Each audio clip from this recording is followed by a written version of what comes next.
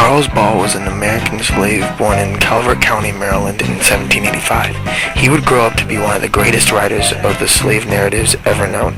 Ball was a working slave in Maryland until his master died and his family was sold at an auction block. That was the last time he saw his mother, brothers, and sisters. He was only 4 years old. My mother turned to him and cried, "Oh, master, do not take me for my child."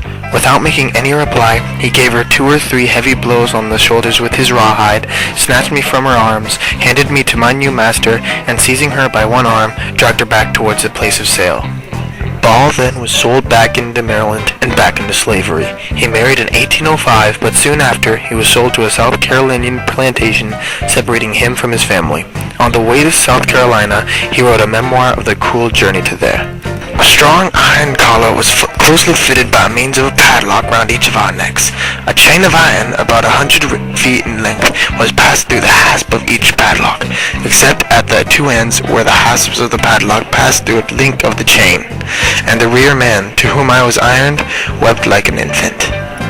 After arriving in South Carolina, Ball attempted to escape many times, but failed almost every time. He finally escaped and tried to find his family in Maryland, but he couldn't find them. Later, he escaped to Canada with many other slaves, and he started his career as a writer, completing his most influential works, 50 Years in Chains and The Life and Adventures of Charles Ball.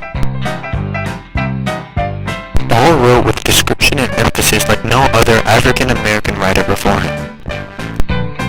I believe that Charles Ball was very much like Anne Frank, because both of them were in horrible, tragic times. They suffered in those times, and both of them wrote influential literature about those times. With Anne Frank, The Diary of Anne Frank, and Charles Ball's 50 Years in Chains.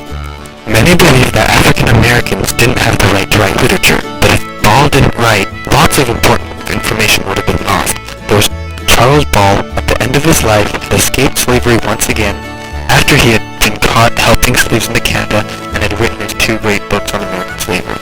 He died a happy, free man.